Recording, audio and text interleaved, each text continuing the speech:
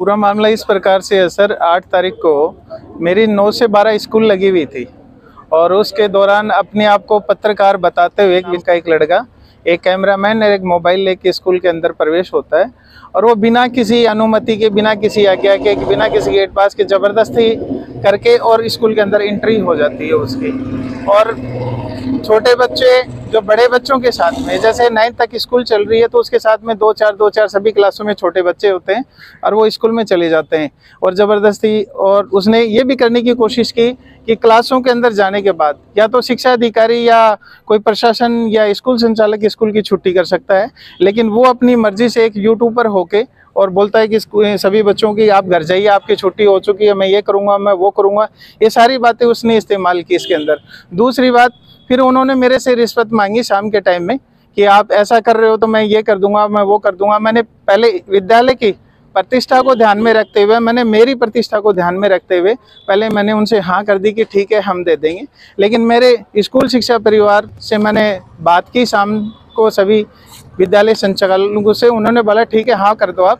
उसके बाद तुरंत शाम को जब मैंने पैसे के लिए मना कर दिया तो उन्होंने पहले तो पॉजिटिव वीडियो डाला और दूसरे दिन जब स्कूल में जाता है दोबारा से वीडियो बना करके और एक धमकी देता है मुझे कि विद्यालय संचालक समिति के जो सदस्य हैं उनको प्लस सीबीओ ऑफिस से और डीओ ऑफिस से मैं अधिकारियों को साथ लेके आऊँगा और मेरे ऊपर प्रेशर और दबाव बनाने की कोशिश करता है कि आपका मैं ये कर दूंगा, मैं वो कर दूंगा अगर आपने मुझे पैसे नहीं दिए तो। और मुझे डराने और मतलब मारने की तो नहीं दे रहा है, डराने और धमकाने की धमकियां दे रहा है कि मैं ये कर दूंगा, मैं वो कर दूंगा अगर आपने मेरे को पैसे नहीं दिए। तो मैंने सभी अपने स्कूल संचालक साथियों को बताया कि मेरे साथ ये व्यवहार हो रहा है। तो मेरी जो स्कूल शिक्षा परिवार का एक हमारा संगठन चलता है, उनके जिला अध्यक्ष और संयोजक श्री कृष्ण कुमार दायमा जी और अध्यक्ष बुगालिया जी को मैंने बताया। तो इस चीज़ का निस्तारण के लिए हम थाना में यहाँ पहुँचे हैं, उनके प्रति FIR दी है और आगे कार्रवाई पुलिस की है, वो क्या करती है क्या नहीं करती है। नवलगढ़ शहर के रेलवे स्टेशन पर स्थित प्रेरणा उच्च माध्यमिक विद्यालय में बंदा वहां पर जाता है। उसने वहां के स्टाफ के साथ में अभद्र व्यवहार किया, ज़बरदस्ती कक्षाओं में घुसा बिना किसी इजाज़त और बिना किसी परमिशन के। और वहाँ की बाईजी और जो चौकीदार था उसको उसने डराने धमकाने की कोशिश की और वो जाके बच्चों को क्लासें हैं उनको चेक करना शुरू कर दिया। जब ये बात स्कूल शिक्षा परिवार के ध्यान में आई तो सभी स्कूल संचालकों ने एक आपात बैठक बुला के और एक फर्जी पत्रकार के खिलाफ में माननीय नवलगढ़ थाना अधिकारी को एक FIR दर्ज करवाई गई है। एक तो उस पत्रकार की जो ID है उसकी जांच की जाए, वास्तव में पत्रकार है ऐसे ही है। और शिक्षा विभाग द्वारा जिला कलेक्टर का जो आदेश था उस आदेश की पूरी पालना हो रही थी। सभी स्कूल संचालक हैं उन्हें कक्षा 1 से लेकर 8 तक की छुट्टी कर रखी थी नवलगढ़ ब्लॉक के अंदर है और 9 से 12 तक जिसकी इजाज़त शिक्षा विभाग ने माननीय कलेक्टर महोदय ने दे रखी थी, उसी के हिसाब से विद्यालय चल रहे थे। अब वो पत्रकार महोदय स्कूल संचालक पर अनावश्यक दबाव बनाकर रिश्वत और पैसे लेने की बात कर रहा है। जब संचालक महोदय ने उनको पैसे देने के लिए हाँ और टालम टोलम बात की तो एक बार तो उनका पॉजिटिव वीडियो चलाया और फिर जब उन्होंने हमारे से संपर्क किया, हमने कहा कि नहीं आपको किसी भी तरह का पैसा नहीं देना है, तो फिर वो उनके खिलाफ में नकारात्मक वीडियो चला के उनको बदनाम करने की कोशिश कर रहा है। तो स्कूल शिक्षा परिवार में जिला अध्यक्ष होने के नाते सभी स्कूल संचालकों से ये मेरा निवेदन भी है, आग्रह भी है कि हमें जिला कलेक्टर के जो आदेश हैं उसकी पालना करेंगे और इस प्रकार की जो घटनाएं उसकी पुनरावृत्ति नहीं हो, इसलिए हम थाना अधिकारी से ये जांच मांग कर रहे हैं कि इस मामले की पूरी जांच करके और दूध का दूध और पानी का पानी करें और उसको दंडित करने का प्रयास करें। निजी शिक्षण संस्थाओं का राजस्थान का सबसे बड़ा संगठन स्कूल शिक्षा परिवार जिला झुंझुनू की एक आपात बैठक का आयोजन किया गया, जिसमें हमारे स्कूल संचालक साथी श्री मनोज जी यादव प्रेरणा स्कूल ने अपनी पीड़ा बताई।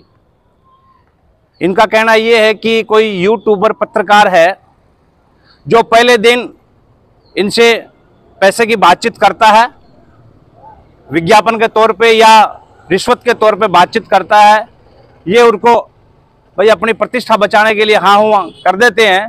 जब पैसा नहीं पहुंचता है तो दूसरे दिन इनकी नेगेटिव न्यूज़ चलाते हैं। ऐसा 2-3 दिन से हम लोग भी देख रहे हैं। सुबोध स्कूल का भी एक बार पॉजिटिव न्यूज़ आई थी, फिर दोबारा नेगेटिव न्यूज़ आई।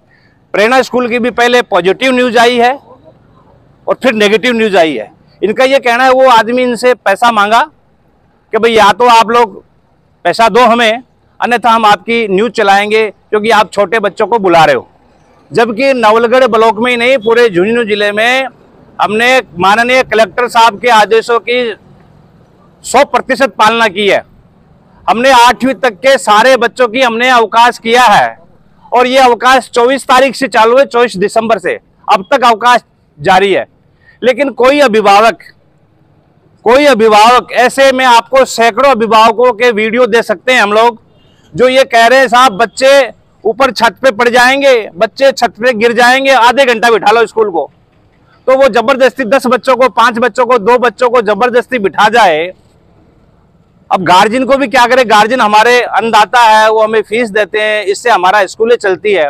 तो उनकी बात आधे घंटे के लिए मान लेते हैं, इतने में वो यूट्यूबर पत्रकार आ जाते हैं कि साहब आप तो स्कूलें चला रहे हो, आप पैसे दे दो हमें, अन्यथा हम आपकी न्यूज गलत छापेंगे, गलत न्यूज चलाएंगे। मनोज जी ने पहले हामी भर दी कि हाँ साहब मैं दे दूंगा आपको, फिर उनके पैसे नहीं पहुंचाए तो लाओ पैसे, मना कर दिया। दूसरे दिन उन्होंने नेगेटिव न्यूज छाप दी। तो ये पैसे का लेन देन का मामला है, ब्लैकमेलिंग का मामला है। इसकी हम घोर शब्दों में भर्त्सना करते हैं, निंदा करते हैं। हमने माननीय सीआई साहब को ज्ञापन दिया है आज। कल हम लोग सीबीओ साहब से भी मिले हैं, कल हम लोग कलेक्टर साहब और एसपी साहब से मिलेंगे, उनसे निवेदन करेंगे कि कलेक्टर साहब के आदेशों की पालना हम 100% कर रहे हैं। यदि हम पालना नहीं करते तो प्रशासन में अधिकार है कि वो हमारे स्कूलों के खिलाफ कार्रवाई करे। लेकिन छोटे मोटे एक मोबाइल पकड़ने वाले पत्रकार तो कोई अधिकार नहीं है। वो नवलगढ़ के सारे स्कूल संचालक पदाधिकारी है। जरूरत पड़ी तो हमें नवलगढ़ स्कूल की हड़ताल करनी पड़ेगी, पूरे जिले की हड़ताल करनी पड़ेगी। जरूरत पड़ी तो हम नवलगढ़ भी बंद करवाएंगे, क्योंकि ये अभिभावकों का मामला है, ये बच्चों का मामला है। हम लोग कोई अफीम नहीं बेच रहे हैं। पत्रकार बंधु है, आप बढ़िया बात है, जनता की आवाज़ उठाइए। कोई अभिभावक आपसे शिकायत करता है तो आप उनकी आवाज़ उठाइए। कोई अभिभावक परेशान नहीं है, अभिभावक बोल नहीं रहा है, आप अपने आप इस मामले को हवा दे रहे हो। अभिभावक खुद बच्चे को भेजता है, अभिभावक खुद बच्चों को तैयार करता है, उसके टाई बांधता है, उसको कपड़े पहनाता है, उसको टिफिन देता है, स्कूल में छोड़ के आता है। अभिभावक क्या उसको पता नहीं है क्या सर्दी पड़ रही है? ये अभिभावक को छोड़ने दो। हालांकि हम लोग छुट्टी कर रखी है, हम छुट्टी करेंगे भी, आगे भी माननीय कलेक्टर साहब के जो आदेश आएंगे उसकी 100% पालना की जाएगी। लेकिन किसी को ये अधिकार नहीं है कि वो ब्लैकमेल करे किसी को, किसी से पैसा मांगे। इसकी हम कठोर शब्दों में निंदा करते हैं। 2 दिन पहले जो घटना घटी है उसकी हम सभी विद्यालय वाले घोर निंदा करते हैं, क्योंकि जो घटना पूरी आपको अवगत करा चुके हैं। और तमाम जो विद्यालय हैं वो हमारे जो साथी हैं प्रेरणा स्कूल के संचालक यादव जी, उनको हम साथ में रहेंगे और निश्चित रूप से हम सरकार के हर नियमों की पालना करते हैं और करते भी रहेंगे। तो हम तमाम अभिभावकों से निवेदन करना चाहते हैं, जब अभिभावक खुश हैं, राजी हैं, तो क्या दिक्कत हो रही है उसको लोगों को। और 4 बच्चों के साथ बड़े बच्चे आ रहे हैं, तो साथ में छोटा बच्चा कोई आ जाता है और उसको बिठाना कोई गुनाह हो गया, तो मतलब ऐसे कोई बड़ी बात नहीं है। हम पढ़ाने का काम करते हैं। ऐसी कैसे संविधान में ऐसे कैसे क्या नियम हो गए कि हम शिक्षा दे रहे हैं, उस शिक्षा के खिलाफ ऐसी आवाज़ उठाई जाती है, ये बहुत गलत है, हम उसकी निंदा करते हैं।